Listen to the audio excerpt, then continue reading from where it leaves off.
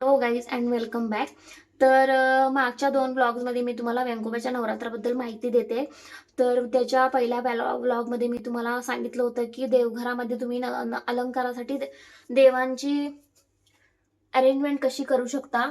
तर खूप जणांचं असं होतं की सगळ्यांच्या घरात असा लाकडी देवघर असलं तरी लाकडी देवारा नसतो आणि असं हे रिकामा स्पेस असतं आणि मग सगळेजण पाटावर ठेवून त्यांची पूजा करत असतात. प्रत्येकाच्या घरी लाकडी देवघर असतं असंच नाही. तर त्यांना असा प्रश्न पडतो की मग देवघर आपल्याकडे लाकडी नाही आहे तर आपण मग देवघरात कशी पूजा करू शकतो. तर मी तर म्हणेन की जर लाकडी देवघर नसेल तरी सुद्धा खूप छान उत्तम प्रकारे पूजा होऊ शकते. तर हे बघू शकता तुम्ही, अजून नवरात्रासाठी सगळे प्रिपरेशन्स चालू आहेत. अजून हे देवघर पूर्ण धुवून घ्यायचं आहे आणि ते बघू शकता तुम्ही, लक्ष्मी देवी विराजमान आहे तिथेच. तर हे देवघर पूर्ण धुवून घेतल्यानंतरच हे सगळं सगळं व्यवस्थित मी सगळं सेटअप करते. पण तुम्हाला दाखवायसाठी हे सगळं आज मी काढून घेतलेलं आहे. तर देवघर असं हे लाकडी देवघर मी काढून घेतलंय. तर देवघर असल्यावर काय होतं, इथे बघू शकतो मी देवघराच्या ज्या खुणा आहेत, तर इथला हा सगळा पोर्शन हा देवघराच्या जागेत जातो आणि फक्त ही साईड आणि ही साईड ही एवढीच ओपन राहते आणि इथे सगळं हे खाली इथं आपल्याला काही अरेंजमेंट करता येत नाही आणि ह्या साईडला सुद्धा तसंच आहे. तर मी काय करते, देवघर इथं मोठं असतं आणि इथं पुढे 2 दिवे असतात. ह्या साईडला घट असतो. त्यामुळे मग बाकीचे काही आपल्याला जर नवीन काहीतरी करायचं असेल तर करता येत नाही. तर असं जर तुमच्याकडे असेल, जर देवघर नसेल, तर तुम्ही नसेल तरी सुद्धा खूप छान प्रकारे अलंकार करू शकता.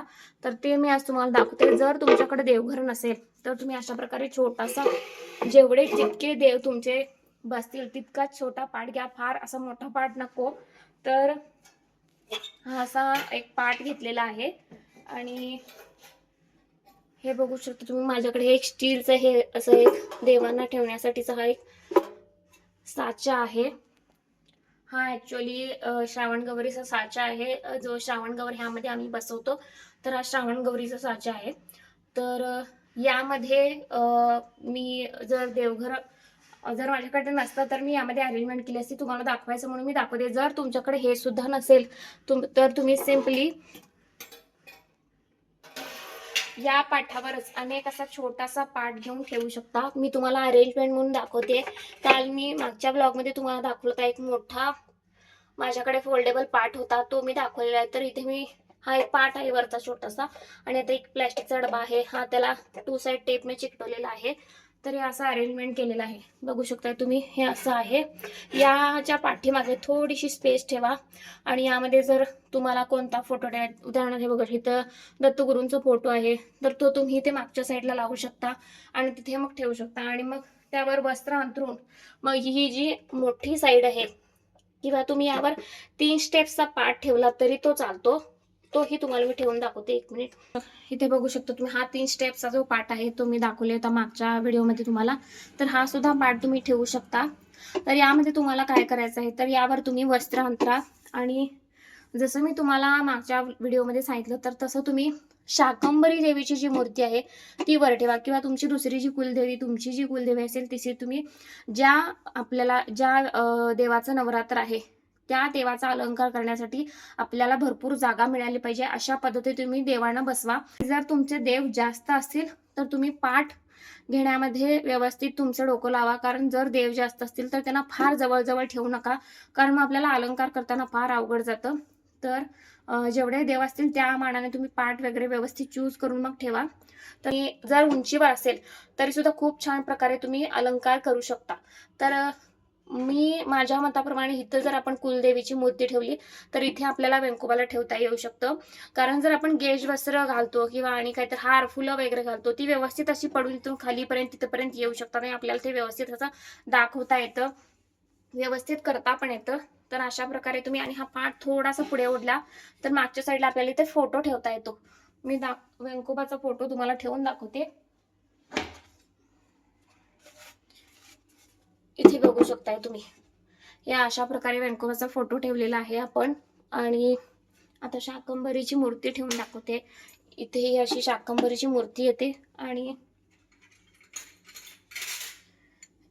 इथे वेंकोबाची मूर्ती आपण ठेवू शकतो. आणि आता बघू शकतो शाकंभरीची मूर्ती खाली जाते, मागे जाते. तर शाकंभरीच्या मूर्तीसाठी आपण छोटासा एक पाट ठेवू शकतो. त्याच्या प्रकारे असे छोटे छोटे पाट सुद्धा मिळतात. तर असे पाट ठेवून त्यावर तुम्ही ठेवा मूर्ती. म्हणजे अरेंजमेंट तुम्ही व्यवस्थित केली तर सगळं उठून दिसतं. बघू शकता तुम्ही. कुलदेवीची मूर्ती पण दिसते व्यवस्थित आणि ही व्यंकोबाची मूर्ती दिसते. आणि आपण मग या साईडला असं गणपती बाप्पा आणि ही माझी कृष्णाची मूर्ती आहे, याची ठेवू शकतो. आणि मग पूर्ण आपल्याला हा स्पेस असा पूर्ण इथं मिळतो. तर माझ्या म्हणण्यानुसार देव आपण बसल्यानंतर थोडीफार त्याच्या साईडला आणि थोडीफार खाली ही अशी जागा रिकामी राहिली पाहिजे. म्हणजे आपल्याला व्यवस्थित त्यांचा अलंकार करता येतो. हार घालतो आपण किंवा आणि काहीही करतो तर ते व्यवस्थित असं आपल्याला पूर्ण असं खालीपर्यंत घेता येतं.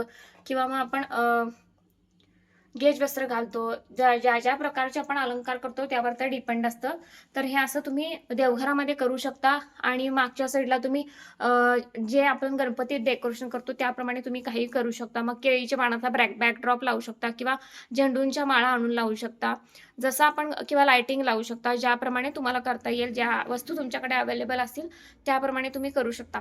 जसं या साईडला बघू शकता तुम्ही दत्तगुरूंचा फोटो आहे, तसं या साईडला सुद्धा तुम्ही लावू शकता.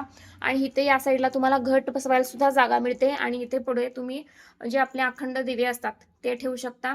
आणि इथे बघू शकता तुम्ही, हा लाल कलर हा ऑइल पेंट आहे. हा संगमरवरामध्ये नाही आहे कलर. तर हा ऑइल पेंट मी लावलेला आहे स्वतः. यावर रांगोळी उठून दिसते म्हणून हा लावलेला आहे. तर पांढरा जो संगमरवर असतो त्यावर आपण पांढरी रांगोळी दिसत नाही. आणि कलरची रोज रांगोळी घालायला मला फार कंटाळा येतो. त्यामुळे मग मी हा ऑइल पेंट दरवर्षी दर नवरात्रात हा पूर्ण कलर काढून परत लावते.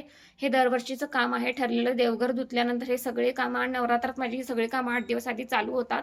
तर हे पूर्ण रंगवून ह्यावर सगळ्या ह्या रांगोळ्या ज्या आहेत त्या सगळ्या काढते. आणि ज्या रोजच्या रांगोळ्या आहेत त्या परत रांगोळीनं काढतोच आपण रोज. तर हा ऑइल पेंट आहे. रांगोळीसाठीच हा स्पेशल रंगवलेला आहे एवढा पार्ट मी. आणि इथे माझे 2 दिवे येतात आणि इथे घट येतो. इथे बघू शकतो तुम्ही, वर मी एक असं अधेसिव्ह हुक लावलेला आहे, जे आपण घटावर माळा सोडतो त्या माळा लावण्यासाठी. आणि इथे हनुमानाची फोटो फ्रेम आहे. तर अशा प्रकारे हे देवघरामध्ये तुम्ही सुद्धा करू शकता. तर आता अलंकारांच्या बाबतीत सांगते मी तुम्हाला. अलंकार जर तुम्ही म्हणत असाल तर अलंकार करण्यासारखे खूप आहेत. देवींना स्पेशली देवीचं नवरात्र असेल तुमच्याकडे, उदाहरणार्थ महालक्ष्मीचं असतं किंवा तुळजाभवानीचं असतं. आणि ज्यात एकेकांच्या घरी कुलदैवत खंडोबा असू शकतो. तर प्रत्येकाचं नवरात्र वेगवेगळं असतं. या स्पेशली नवरात्रात तुळजाभवानीचं नवरात्र सगळ्यांच्या घरी असतं. खंडोबाचं नवरात्र हे नंतर असतं. तर आमच्या इथे आमचा कुलदैवत हा वेंकोबा आहे. त्यामुळे वेंकोबाचं नवरात्र हे असतंच. आणि कुलदेवी शाकंभरीचं नवरात्र हे पौष महिन्यात असतं. तर माझ्या सांगण्याचा उद्देश एवढा की देवींचं जर नवरात्र असेल तर नवरात्रामध्ये अलंकार करण्यासाठी खूप सारे ऑप्शन्स आहेत. तुम्ही एक दिवस हळदी-कुंकवाचा अलंकार करू शकता, एक दिवस बांगड्यांचा अलंकार करू शकता, एक दिवस त्यांना पूर्ण सोन्याचे दागिने घालून अलंकार करू शकता. अशा प्रकारे खूप सारे, एक दिवस फुलांचा, फळांचा, वेगवेगळ्या कलरच्या फुलं मिळतात किंवा फळं मिळतात. तर याप्रमाणे तुम्ही अलंकार करू शकता. तर देवांच्या बाबतीत थोडंसं डिफिकल्ट आहे चूज करणं, की कशा प्रकारचा आपण अलंकार करू शकतो. तर मी वेंकोबासाठी एक दिवस तुळशीचा अलंकार करते. पूर्ण तुळस घालून त्यांना अलंकार करते. तर तुम्ही इथे फक्त छोटी-छोटी तुळशीची पानं जी नव्याने उगवून आलेली असतात, तर त्यांचा छोटासा हार करून इथे घालू शकता. आणि मी मागच्या व्हिडिओमध्ये पण तुम्हाला सांगितलं होतं, की जर आपण वेंकोबाची मूर्ती बसवतो, तर त्याच्या पाठीमागे छोटासा स्पेस ठेवा, जेणेकरून आपल्याला अलंकार मागच्या साईडने सुद्धा व्यवस्थित दाखवता येतील. तर मी तुळशीचा अलंकार केल्यानंतर इथून त्यांना एक माळ व्यवस्थित घालते. आणि मी याच्यासाठीच तुम्हाला हा स्पेस सांगितला. कारण तुळशीचा अलंकार केल्यानंतर एक मोठा हार सुद्धा आपण असा पूर्ण इथून असा घालू शकतो वेंकोबाला. एक गळ्यात घालू शकतो छोटासा आणि एक पूर्ण असा मोठा घालू शकतो. त्यावर अनेक फुलांचा गजरा घालू शकतो. तर अशा प्रकारे अलंकार करता येतात. आणि आपण जसं बघतो बाजारात मेथीच्या पेंड्या किंवा कोथिंबिरीच्या पेंड्या कशा बांधलेल्या असतात, तसा ज्या तुळशीला मंजिरी असतील तशा मोठ्या-मोठ्या असा देठ असलेल्या तुळशी कट करून तुम्ही त्याची एक पेंडी बांधू शकता. आणि मग ही तिथे असा एक ग्लासमध्ये किंवा पाणी भरून त्यावर तुम्ही इथे मागच्या साईडला अशी उभी करून इथपर्यंत ठेवू शकता. त्यामुळे तो पूर्ण तुळशीचा अलंकार व्यवस्थित दिसतो. तर अशा प्रकारे तुळशीचा अलंकार एक दिवस मी करते. एक दिवस तुम्ही हळदी-कुंकवाचा करू शकता. आपण लहानपणी आपल्या शाळेत बघितलेलं असतं, की आपल्याला लहानपणी बघू शकतो तुरीची डाळ किंवा डाळींचे प्रकार असतात, ते दोऱ्यावर आपल्याला चिकटवायला लावायचे. आम्हाला तर आमच्या शाळेत असे प्रकार खूप सारे करायला लावत होते. तर तसा तुम्ही हळदी कुंकाचा अलंकार करू शकता. ॲक्च्युअली जर आपण हाराचा दोरा आपल्याकडे असतो, तर हाराच्या दोऱ्यावर हरभऱ्याची डाळ जी असते, त्या हरभऱ्याची डाळ फेविकॉलच्या साहाय्याने चिकटवायची आणि त्यावर मग तुम्ही एका डाळीला हळद लावा, एका डाळीला कुंकू लावा. अशा प्रकारे हळद कुंकू अशा प्रकारे तो हार छोटासा हार करून इथे घालू शकता वेंकोबाला आणि मग मोठा हार करून घाला. किंवा मी माझ्या व्हिडिओमध्ये मागे तुम्ही बघितलं असेल, मागच्या वर्षी एक व्हिडिओ पोस्ट केला होता. हळकुंडाला मी हळदी कुंकवाचा अलंकार केला होता हळकुंडाने. तर हळकुंडाच्या एक साईड हळकुंड हे पिवळंच असतं, पण त्याच्या एक साईडला पूर्ण कुंकू लावून घ्यायचं आणि त्याची हळकुंडाची माळ करून तुम्ही घालू शकता. तो व्हिडिओ सुद्धा माझ्याकडे अवेलेबल आहे. माझ्या व्हिडिओ तुम्ही मागचे सगळे व्हिडिओ बघत असाल, तर त्यामुळे तुम्हाला व्हिडिओ तो मिळेल. तर हळकुंडाने सुद्धा तुम्ही हळदी कुंकवाचा अलंकार करू शकता. तर ते झाल्यानंतर एक दिवस पूर्ण सगळ्या फुलांचा अलंकार करा. छोटी-छोटी फुलं असतात, पारिजातकाची फुलं असतात, जाईची फुलं असतात, जुईची फुलं असतात, सायलीची फुलं असतात. तर अशा छोट्या-छोट्या मूर्त्यांसाठी छोटी-छोटीच तुम्हाला वस्तू हुडकून काढाव्या लागतात. तर पारिजातकाच्या फुलांचा हार तुम्ही करून घालू शकता आणि मग इथे बाहेरच्या साईडला तुम्ही वेगवेगळ्या प्रकारची फुलं घालून तो अलंकार करू शकता. एक दिवस फळांचा अलंकार करा. फळामध्ये डाळिंबाचे दाणे असतात. ते डाळिंबाच्या दाण्यांना सुईमध्ये ओवून तुम्ही तो हार घालू शकता वेंकोबाला. एक दिवस वेलदोड्याचा अलंकार करा. वेलदोड्याचा हार सुद्धा वेंकोबाला खूप प्रिय आहे. तर वेलदोड्याचा हार सुद्धा देवींना सुद्धा घालतात आणि देवाला सुद्धा घातला जातो. तर वेलदोड्याचा सुद्धा अलंकार करता येतो. ड्रायफ्रुट्सचा अलंकार तुम्ही करू शकता. छोट्या-छोट्या ज्या बघतो आपण चारोळ्या येतात, मग चारोळ्याचा एक लेयर, मग नंतर आणि वेगवेगळे येतात. काजू असतो, बदाम असतात, मगज येतात. तर मगज उलट्या साईडने मगज जे टोक असतं ते खाली घ्यायचं. त्रिकोण असतो मगज तर त्याचं टोक खाली घ्यायचं आणि तो असा मग व्यवस्थित असा पदर लेयर पडले की खूप छान दिसतो हार. चारोळ्यांचा एक हार आणि एक मगज हार तुम्ही करून घालू शकता. तो सुद्धा खूप छान दिसतो आणि इथून खाली मग तुम्ही काजू, बदाम, अक्रोड मिळतात. त्याचे हार करून त्याचा एक लेयर असते. 4-5 लेयरचे हार करून घालू शकता वेंकोबाला. आपण मनात आणलं तर खूप सारे अलंकार करू शकतो. तर असे तुम्हाला एक 4-5 प्रकार मी सांगितलेले आहेत. एक दिवस तुम्ही कॉइन्सचा अलंकार करू शकता. इथे मध्ये तुम्ही एका बाउलमध्ये कॉइन्स ठेवा आणि कॉइन्सचा सुद्धा अलंकार करू शकता. बारकी जी लेस मिळते फ्रेंडशिप डेला, त्यावर तुम्ही आता सध्या नवीन-नवीन ₹1-1 जे कॉइन आलेत ते चिकटवा आणि किंवा मग एखादी कागदाची पट्टी घेऊन त्यावर फेविकॉलच्या साहाय्याने तुम्ही कॉइन्स चिकटवू शकता आणि इथे मग ते वेंकोबाला घालू शकता आणि ते पुढे सगळे कॉइन ठेवू शकता. तर कॉइन्सचा एक दिवस अलंकार होतो.